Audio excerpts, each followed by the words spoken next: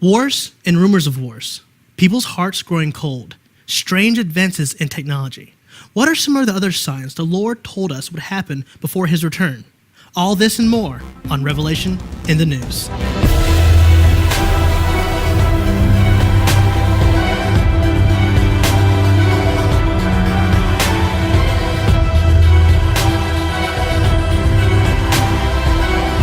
Hello and welcome to Revelation in the News. I'm your host today, Ricky Baker. We're going to jump right in with a very interesting story. And John, you have that story. Yes, a matter of fact, the World Council of Churches officially endorsed the Palestinian campaign for Jerusalem, saying that Israel's recent move in installing additional security measures at the Temple Mount following a terror attack. They're calling it a corrosive act in the midst of an already fragile peace agreement. Now, John, for the people who don't know, what is the World Council of Churches? Now, what I did some research on this group. The World Council of Churches, on their website, if you go there, they say, we believe in the Lord Jesus Christ, the one true God. And I think that's great. But what I don't understand is this group is also against Israel. And a matter of fact, at the bottom of that article, if you look at it, they delegitimize Israel, and they send tours over there looking for damning evidence that Israel is mistreating the Palestinians. Wow. Now, they've even gone to the point of saying that the Palestinian terror attacks is a legal reaction to Israel moving in on their territory. Wow. And all of this is basically because they've put up extra security. That's what this article is about, is putting up extra security and metal detectors. Now, James, we were actually in Israel a few years ago when they were building those metal detectors on the way up to the Temple Mount. Yeah, it was. We saw construction going on. We actually had to go a different kind of way to get there, but we were there. We saw the security checkpoints, and here we are. This is our footage, actually. Yeah, me and Ricky were there for actually about 2 weeks in Israel. Yeah, almost 3. Yeah, and almost 3. And this is where we were. And to get into that facility now, you have to go through metal detectors, and they were being actually built. And the thing is, the Palestinians were very against this. Yes. When we were there, the environment was we were walking around the Dome of the Rock with Rabbi Khan and another group of people, and the Palestinians were being very hostile. Yeah. They were following us. They were kind of like in the corners watching us to make sure we weren't praying out loud. They're being very, very hostile. And if they're doing that, obviously, to us as Westerners, what are they doing to the Jews in their own home? Can I ask you a quick question on that note? You guys I didn't get to go. Me and our floor director, Nathan, we were here installing a new audio system. But my question here is, what do you guys feel like you guys were being oppressed, like in your expression of religion? Actually, if I can, I have a small short story. Me and a past pastor we used to be here, we went to the Wailing Wall. And what happened is we actually kind of got lost in Israel, and we ended up on the other side where they call more of the Palestinian. There's me right there. The Palestinian side. We actually got out on that side, so we were lost. So we went to we were thirsty. We wanted a drink. We actually went to the counter to ask for a drink, and we only had our American money on us, which you can pay anywhere with American money there in Israel. Well, the man yelled at us. Told us that we need to leave. Wow. And he did take our money eventually, but told us to go. And he was very angry that we couldn't facilitate his money, I guess. That's crazy. Now, I do know whenever I was walking around that Palestinian quarters, because there was a time where we were in a hotel in that Palestinian area. I was with Mondo De Vega, which you've seen on Revelation in the News before, and we were walking around. He's actually going to get his hair cut, and we were walking through the Palestinian quarter, but it proved to my benefit that I kind of look like I belong there. So as long as I didn't say anything, it was okay, because I looked like I belonged in that Palestinian area. But the thing is, the fact that they're oppressing the Jews, and that the World Council of Churches, now you have to remember, this isn't just the World Council. This is the World Council of Churches, people who claim to believe in Jesus Christ, and they're saying it's okay to attack the Jews. Now, let me say one more thing on this World Council of Churches. I was even discussing with your dad what they're about. And a matter of fact, I was reading in a book called Disinformation that in 1961, they were actually overtaken by the Russians, by ultimately the Soviet Union, and they started spreading their Orthodox priests who were actually spies for the KGB. Now, this has obviously been a big story, and we want to show you one of the reactions on this story. Allah subhanahu wa ta'ala does not change the situation of people حتى يغيروا ما بأنفسهم till they change their own situation. قال النبي صلى الله عليه وآله وسلم لن تقوم الساعة حتى يقاتل المسلمون اليهود فيختبئ اليهودي خلف الحجر والشجر فيقول الحجر والشجر يا مسلم يا عبد الله لن يقول يا مصري يا فلسطيني يا أردني يا سوري يا أفغاني يا باكستاني. The Prophet ﷺ says that the time will come, the last hour would not take place till the Muslims fight the Jews. And we don't say if it's in Palestine or other, till they fight. And when that war breaks, that they would run and hide behind every rock and house and wall and trees. The house and the wall and the trees will call upon the Muslims. It will say, "Oh Muslim." It will not say, "Oh Palestinian, oh Egyptian, oh Syrian, oh Afghani, oh Pakistani, oh Indian." No, it will say, "Ya Muslim, oh Muslim, Muslim." When Muslims comes back, come, there is someone behind me. إلا شجر الغرقد فإنه من شجر يهود. Except a certain tree that they are growing today in Palestine, in that area, except this form of tree that they are growing today, that's the tree that will not speak to the Muslims. اللهم إنا نسألك نصرة المسجد الأقصى وسائر بلاد المسلمين. اللهم حرر المسجد الأقصى من أدناس اليهود. اللهم عليك بمن أغلق المسجد الأقصى يا أرحم الراحمين. اللهم أرنا فيهم يوما أسودا وأرنا فيهم عجائب قدرتك. اللهم أهلكهم بددا وأحصهم عددا ولا تغادر منهم أحدا. اللهم حرر المسجد الأقصى يا رب العالمين. اللهم اجعل ذلك على أيدينا واجعل لنا نصيبا منه يا أرحم الراحمين. اللهم اجعلنا ممن ينصرونهم بالقول والعمل. اللهم اجعلنا ممن ينصرونهم بالقول والعمل. اللهم اجعلنا ممن ينصرونهم بالقول والعمل. Wow. Do you understand that at one point, if you're reading the closed caption below, he said, "Let us not spare any of them." And then you saw at the end, he was actually beginning to get emotional as he was praying to Allah. He was getting emotional at the fact that, please help us accomplish this goal of pretty much exterminating the Jewish people. Another Holocaust. Now, is this their version of an end times war? Matter of fact, yes. Joel Richardson's been on the show many times, and the way he even explains it is their Mahdi is going to come back on a white horse. Now, in the book of Revelations, we understand that he who comes back on the white horse isn't our Savior. It'll be the Antichrist. Mm-hmm. And the thing is, we want people, and I'm not saying all people like from those countries are like this, but those who have that radical belief, we need to keep them out of our country. And I think that we do have a president that wants to keep that kind of radical Islamic terrorism out of our country. Now, I was just saying that there's really only two types of Muslims. There are the radical Muslims and those who support the radical Muslims, those who aren't willing to go out and actually be the suicide bombers and do the killings themselves and perform the jihad, but they fully support it because that's what their Bible says to do. That's what their Quran says to do. That's the thing is, like, I mean, I have a friend who actually went in and read the whole Quran, and he was, trying to understand it in a good way. But he says by the end of the book, it tells you to murder all the Jews. The book, it says it in their word. And the thing is, I mean, it's got to be a dark book to tell you to go out and murder an entire people group. Now, the thing is, the United States of America right now, a big majority of people are fighting so we can keep people like that safe.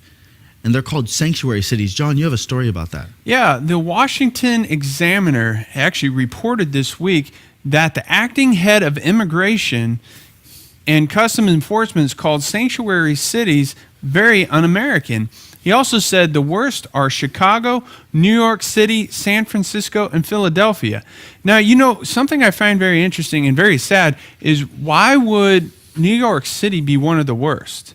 Because New York City, to me, has experienced the worst of the worst of terrorism. That's right. I would expect them to be more patriotic, to be the leading light for America, to not let a door open to these terrorists. Now, we hear about sanctuary cities a lot in the news right now, but tell us what a sanctuary city really is, John. Basically, a sanctuary city is now that it's a group of cities that have come together and said, these are policies that we are going to abide by, and by doing that, we're not going to be answering to federal law that we don't like. Now, let me pose one question before I know, James, you have a question. How have we gone from an event like 9/11 to being scared to offend people? That's a good question. Especially the ones that... An event like 9/11, which killed thousands of American citizens, a clear act of terrorism, but we're scared to offend those very people who committed that act. Mm-hmm. The crime rates in these cities have gone up. Yeah, I mean, I was question, John. Yeah. Has crime elevated in these sanctuary cities? Matter of fact, yes, they've done studies on this, and they've seen in those, since these particular cities, what they did is they compared those that had become sanctuary cities to something of an equal size in population. Now, what they're finding is as soon as they became sanctuary cities, crime doubled. Crime has doubled in those cities. Instant reaction. So yeah, you're talking about San Francisco, which I know, like the Bay Area, we have friends that live there, and this actually becomes a major concern because they're fighting against federal government, federal authority, and even as this guy said, that they're not allowing these ICE agents into the jails to pick up. Because one of the rules is when it is reported that you have an illegal alien, you have to be there within 24 hours to pick them up and get them out. So what is happening is they're not allowing these agents into the jails, so when the time is up, they just release them back onto the streets, and then they commit another crime, another felony. This is why we need vetting. This is why vetting is so important. This is why vetting in every single situation is important. Not just Muslims, not just Mexicans, but every person. I hope if someone like James were to come over, someone that look, a very nice looking white man, that he would be vetted. Or someone like Cora were to come over, that she would be vetted. I would be vetted because that makes me feel more secure in this country. And that's what I say is like we're not against any people group. No, as Christians, that's right. we're not against any people group. I mean, that's if I could say anything, that's the main thing. We're just against people who want to hurt you. Exactly. Shoot you in the face. And we have a right to be concerned for our own safety. Exactly. Yeah. And even like what just happened like a year ago, was it July 15th, Caitlin, she was murdered by an illegal immigrant. Catherine Steinle. Which Steinle, and they passed this new bill because of that situation there. And we want national security. I can't believe that there are people actually fighting against federal government. And my question to you guys real quick is, I feel like this is a step. I think if politicians, because this is all it is a political game, and if politicians can do this, what does this now mean in the future? If you can watch them resist authority from the top down and say they're not going to abide by the laws that they don't like, what does that mean for you? Does that mean when you go to those sanctuary cities, you have to abide by their laws? I mean, I think what that's going to ultimately turn into is anarchy. Well, no, there's two roads: anarchy or martial law. Yeah, that's two places. And those are both very, very deadly, scary places. Yes. Which And they're who's even picking talking about in those cities about sending like federal government in there to take care of it because crime is so bad. Look at Chicago. Now the thing is, if federal government gets sent into a place like Chicago, there's a few things that can happen, but what I honestly believe will happen is we'll turn into an all-out bloodbath because they will try to resist the federal government, and the federal government will have no choice but to fight back. Yeah. Now, we're vetting people coming into this country. We're screening people. We're making sure everything is safe, but are you screening what's going into your home? There's another story that, Cora, I want you to share. Roomba, the RoboVac company, has been mapping homes to maximize efficiency. Roombas gather information about the floor plan of homes, basic shape of items on the floor, what areas require maintenance, and more. The company says that by mapping this information, Roomba will be able to partner with other companies to offer smarter services. Roomba customers do have the option whether to use the cloud sharing function.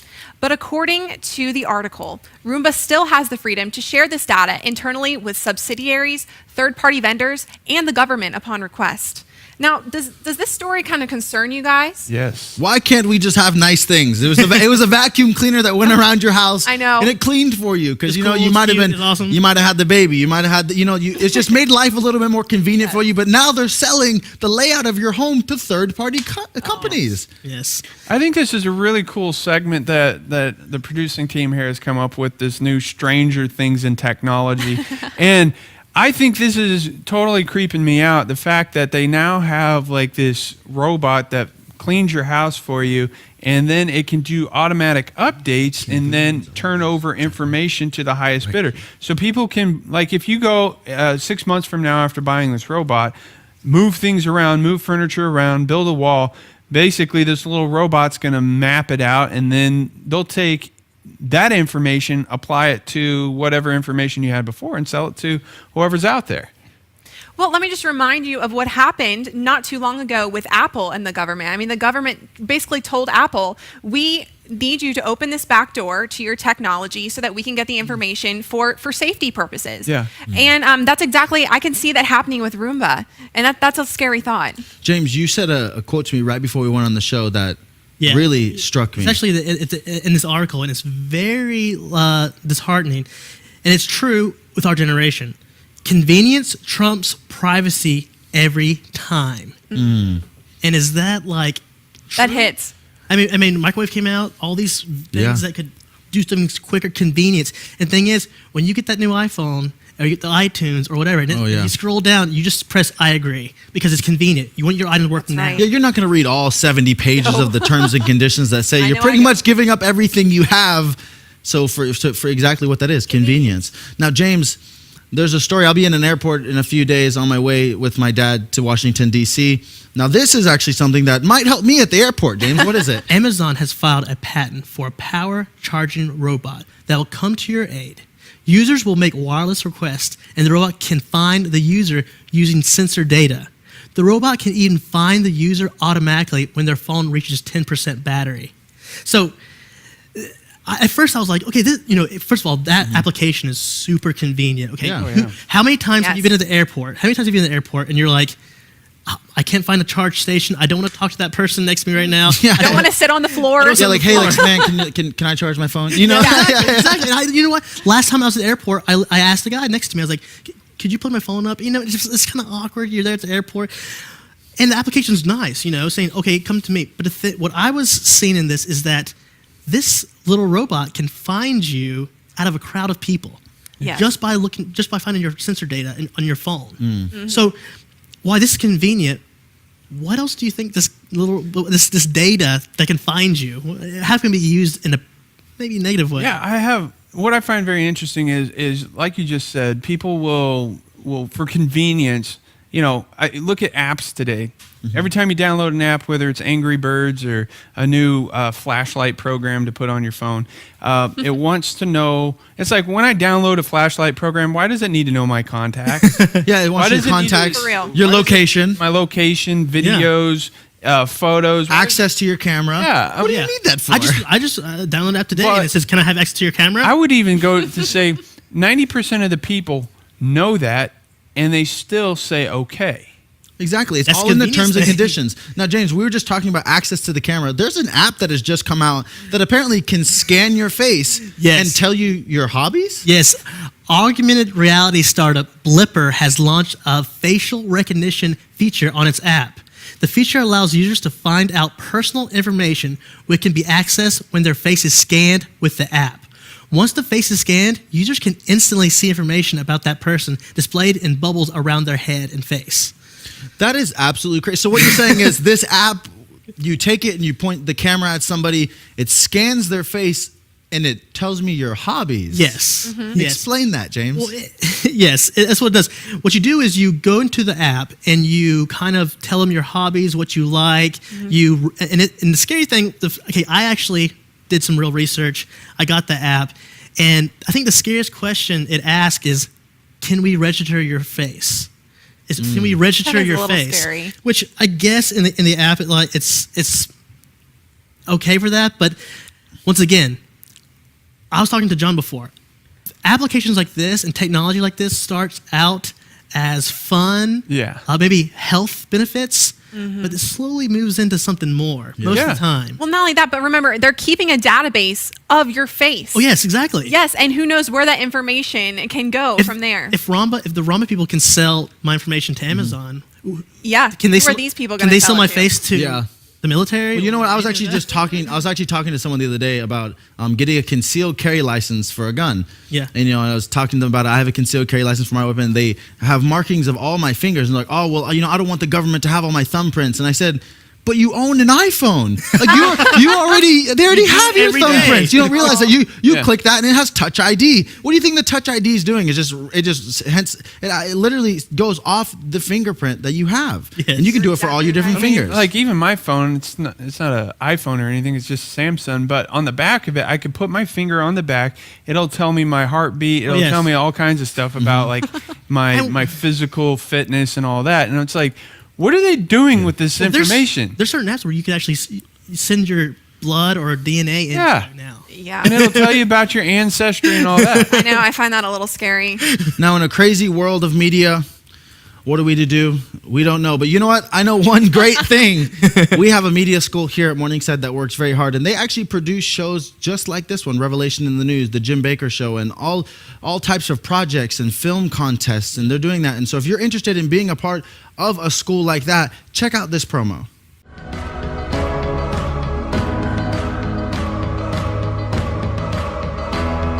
Coming here was a really big step in my life because I hadn't talked to really anybody except for one friend, my mom, and some family throughout summer after graduating high school. And even in high school, I only had like 2 friends. So I had pretty bad anxiety before I came here. Then I came here and it's like gone.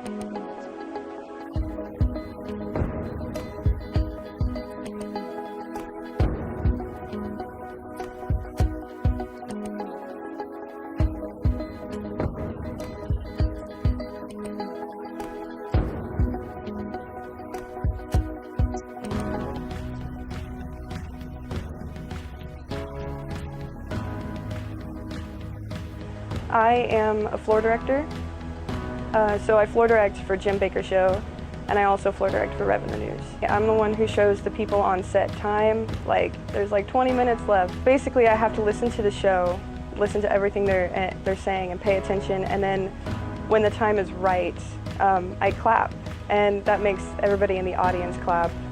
What really inspires me is to, how can I reach this current generation, through my art. We're all vessels that God's using, and I want him to use me to the best extent that he can, So any possible way that I can be used is, I'm up for it, So right now, that's with art. Like in worship music, I do sometimes even consciously minister to people through my playing, or I'll have a prayer on my heart about somebody maybe in the audience or something, and there is definitely that ministry to the people and to me as well. Yeah, sometimes music it just speaks to you, We're being trained and we're being formed into diamonds basically, and diamonds are formed through pressure and heat, and so when we're done, when we finally graduate, we're going to be able to do 3 times more, 5 times more than the average person in our field. And it's like a muscle, you have to build it up, and that only comes from working it every day. So if you're interested in checking out a great media school in a great environment where you get the Bible, you get media, you get to build lasting relationships for the rest of your life, check out Morningside School of Media. Now, right now, we're going to shift into our next topic, which is actually what must take place before Jesus returns. And there's a news story that, James, you have that is really shocking to me.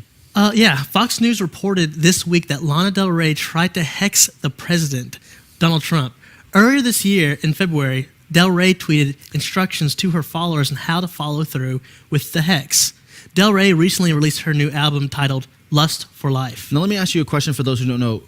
Who is Lana Del Rey? What does she do? Well, Lana Del Rey, she's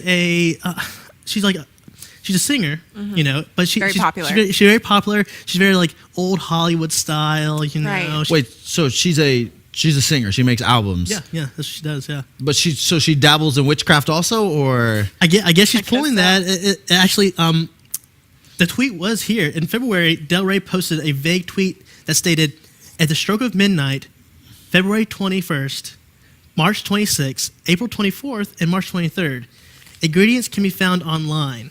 So she actually was given ingredients, which is a picture of Trump, a white candle, water, salt, and a feather. Now, let me ask you this, James. What is around the age group of Lana Del Rey's fans? It'd probably be I would say from actually 16 to like 30. So what you're saying is, or even further than that. Anywhere in between the 16, and beyond, Yeah. she's tweeting instructions on how to perform a witchcraft event. Yeah. And so this actually was an article before in Fox News, but they recently got back to her to talk, and she said this. When they asked her, she said, "Yes, I did it. Why not? Look, I do a lot of stuff." So this is just a very, I performed a witchcraft ceremony on the president, a very nonchalant thing to her. It's like, yeah, I did. According to this article, she said, "Yeah, I did it. Whatever. I do a lot of stuff." 1 Timothy 4:1 says, "People abandon the faith and follow deceiving spirits and things taught by demons." And but as humans, we're not smart enough to figure this stuff out on our own. We can't figure out hexes and all these witchcraft things. These have to be taught to us by the demonic realm.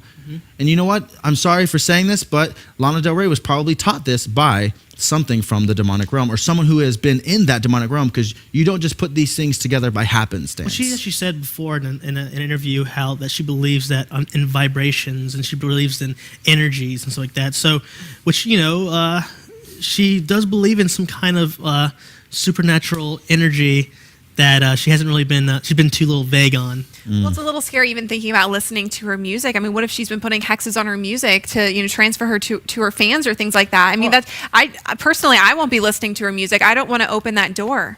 I mean, I definitely agree. There's something to what she was saying too. I feel like, because I've tuned into a couple of her songs to figure out what it's about after reading the article, and I do believe that music can have an effect on you personally and physically and emotionally, because like when you're listening to something, it oftentimes can change like your demeanor, whether it's like hard rock, hardcore, screamo, if it's rap, everything has something to it that does impact your life. It impacts your spirit. Yeah, it could change your mood. Well, exactly. Before, let's say any type of sporting event, or before you're going to go out there and, run a cross-country race, you're not going to sit back there and listen to like waterfalls running or the streams going. You're going to listen to something that pumps you up or gets you going. And most of the time that is negative music, because you know what? I'm just going to be real here. The Christian world hasn't done a good enough job at doing what we're supposed to. And that is really, we serve the God of creativity. We serve the Creator. Why are we lacking in creativity in our own? We put ourselves in a box. Exactly. 2 Timothy 4:3 says, "People will no longer put up with sound doctrine, but they will only do what suits their own personal desires." And I feel like right now, this is like a time of life where you're seeing personal desires trumping logic. I have something here. It says, "Deception is the act or state of deceiving, or the act of state of being deceived." The dictionary says to deceive is to mislead by a false appearance or statement. That kind of sounds like the environment we live in. There's deception happening everywhere. There's always going to be little things. And the thing is, it starts off with something very simple, something that doesn't, very nonchalant, just a casual hex, just a casual this, casual that. I actually have a news story right here. A Wisconsin technology firm has begun offering their employees microchip implants to scan to the company building to purchase food at work, according to USA Today. The rice-sized microchip can be implanted between the thumb and the forefinger using radio frequency identification. Employees of the company currently have the option whether to receive the chip or not receive the chip. Now, they are getting an option if they work for the company to get the chip or not. But the thing is, this is how the slow indoctrination of something that the Bible calls the mark of the beast happens. It seems so casual. It's convenient. I don't want to have to carry my wallet around, or I don't want to have cash in my pocket. So I'll just take the little microchip inside my hand. I'll scan it. I'll have my lunch for the day. I'll be able to get in the building. I'll be able to clock in, clock out.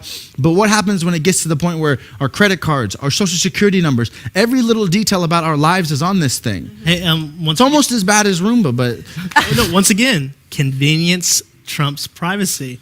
Once again, it's convenient to have that. It's convenient. You can go through a door. You can use it as a credit card. And the thing is, deception is crafty. The serpent was crafty when he was talking to Eve. It's not just going to come out and be like, hey, this is the absolute wrong way to go, follow me. Mm-hmm. No, it's going to look good. It's going to taste good. It's going to smell good, but it's not going to be good. And that's why we have to have discernment from the Holy Spirit. We have to be in our word. We have to be really in a good Bible-believing church. Now, you don't have to go to church to have all those things, but it helps to be in that fellowship. So if something's happening, we might not catch it off the bat, but my brother might be able to help me catch things like this. Because to an employee at that Wisconsin, factory, that may just be a casual thing, and they don't really know what they're beginning to do. Yeah. Mm-hmm. That also reminds me of Revelations 13, 16 through 17, where it says that he causes all, both small and great, both rich and poor, both slave and free. It even goes on to say that we will receive the mark on our right hand. He says in verse 17, so that no one may buy, sell, or trade except he who has the mark or the name of the beast or the number on his hand. And to me, that sounds like exactly what we're talking about right now. Yeah. It'll get to a point where you can legitimately do nothing without this mark of the beast. So make sure to get into a good Bible-believing church. Make sure if you haven't taken the step of faith and accepted Jesus Christ as your Lord and Savior, do that today. We're here. We're going to pray with you. If you want to write into Morningside, we'll be happy to pray with you. We have a prayer department that loves to do things like that. They're here to serve you. Please, if you don't want to call into Morningside, just get with a local church. Get with someone you know that really is passionate about Jesus Christ. Get into the Word. Jesus is going to return soon, and it's going to be a glorious day for Christians. Until next time, this is Revelation in the News.